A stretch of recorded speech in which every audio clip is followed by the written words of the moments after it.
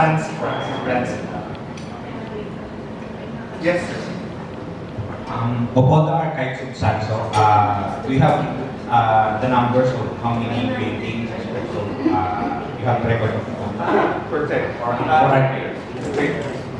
Mr. Lopez here, Matthew, is in charge of the catalog project. Maybe you'd like to talk about it. Actually, we're currently doing a massive work project. It's in the process right now. It's known as the catalog resume. It is the complete listing of all known works of Juvenal Sanso. It's being undertaken by me. I'm the project leader of this project, as well with other staff members of the shop. We have been documenting prominent private and public collections of known works of Sanso. A catalog resume, for those who don't know, is a complete listing of all known works with information where this painting was exhibited and where it was during the artist's lifetime. So from the moment he got out of Mr. Sanso's workshop, from his atelier, going to the prominent collector, whoever they may be. So this is a record that is going, it's a major project right now because this project is meant to also as a deterrent aside from authentication, because if an auction house or a prominent collector wishes to know that the Sanso that they're going to buy is there, is a real one, they can just check that listing. And if that listing says, okay, it's there, it's there. If it's not there, then the collector will then have second thoughts already if it's not there. Obviously, a catalog reasoning will never be complete. There will be several editions, but we hopefully in succeeding maybe 2 years from now, 2 to 3 years from now, we can at least come up with a first edition of the catalog reasoning.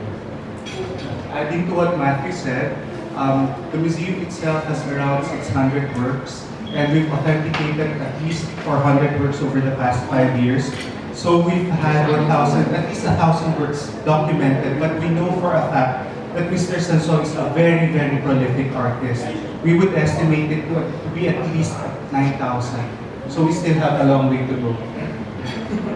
Also, please take note that of that 10,000 out there, let's say put about 2 or 3% is only seen or what shows up on auction. So it's still out there. We do know that some works have shown up from Europe, have been repatriated back to the Philippines because it's apparently more beneficial for foreign collectors to sell Philippine artworks in the Philippines so they can make more money. So when this artwork comes in, and that's why we have partnered with some of the auction houses here in the Philippines, so that if they come to the door, can check on them, see they're okay, so that they will, so it'll be beneficial for the auction house and for us, for our documentation. Any more questions? Yes, that's fine. Cheska from Art Plus Magazine. If you could describe to us, it's span 90 years, right? If you could describe to us a very interesting moment in his career and what can we take away from that 90 years of being in the art scene? Okay, 90 years is hard to encapsulate in 2 minutes. But for me personally, I've been studying the works of Mr. Sanso over the past 5 years.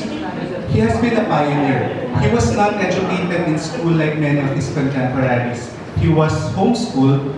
He only started going to school when he applied for the fine arts in UP.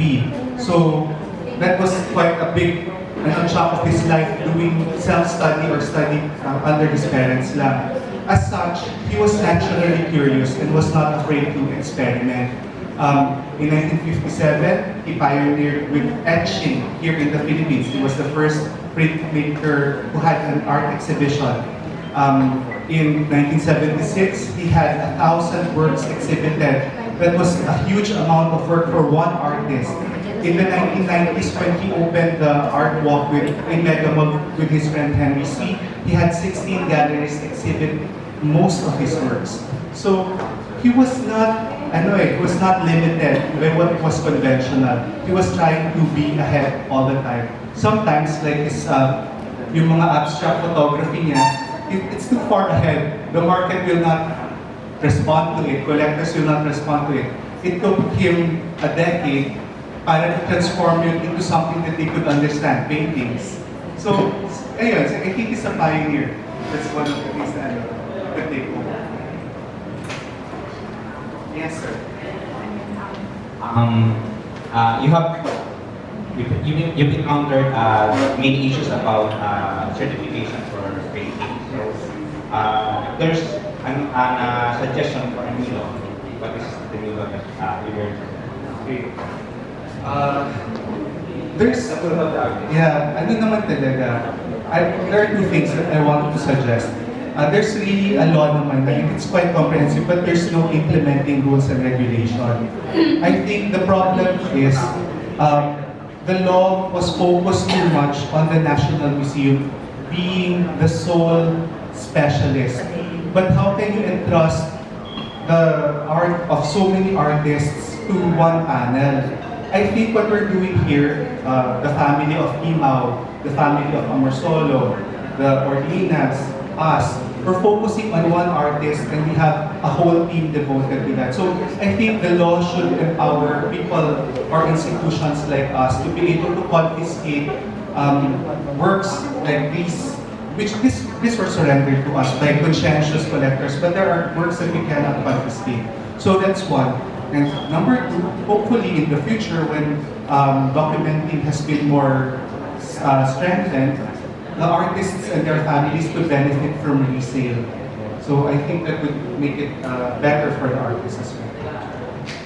More questions? Any more questions from our...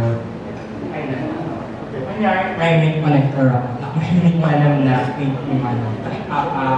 And yan yung I would suggest for gallery owners and collectors, if you have a painting you're about to sell it, or a client wants to buy it, or you want to buy it for your shop, bring it here. Bring it here, have it certified by us, so that you will lessen the chance to hold a forgery. Because if it's authenticated by us, it's been vetted, it's been documented, it's placed on our record, and it's give you a peace of mind. Because if you were willy-nilly, I really like this piece, it looks nice on my wall, I'll buy it. Who cares about the certificate of history? That's bad because you will then destroy the artistic legacy of the artist. Because we're not talking about minuscule amounts of money, we're talking about tremendous amounts of cash. So you do not want to be burned like a car deal, or if you're buying a nice Hermes Birkin bag. You have to check it out. You have to ask questions, do your research. I tell even young collectors who want to buy Sansos, don't buy a Sanso just because it's an investment piece. Make sure that you have to know where it came from, do your vetting, ask a lot of questions before you buy it. Because you don't want to be burned with them, especially for young collectors who really do not know about art. Learn about the artist, come to Fundacion, come here, know the artwork, and then maybe if you have known a lot about, okay, then probably I can do my research, I can do my purchase basically. And this game goes for the art galleries themselves as well. So we're trying to do our best right now to stop fake art coming in. We are trying to stop stolen art from coming in, because those are two things. So, and both are criminal. So sadly, as Ricky mentioned, we cannot confiscate. But if you go to France, you go to the United States, you go to Germany, fake art is not only seized, you can destroy it on the spot. And you can't do anything about it. So if there was this thing that you can implement, hopefully our legislators are watching right now, maybe they can do something. Thank you. Yes. How about we go the other way around? Like the story that you mentioned earlier, that somebody found a real or some song fake, right? Yeah. So what's gonna happen?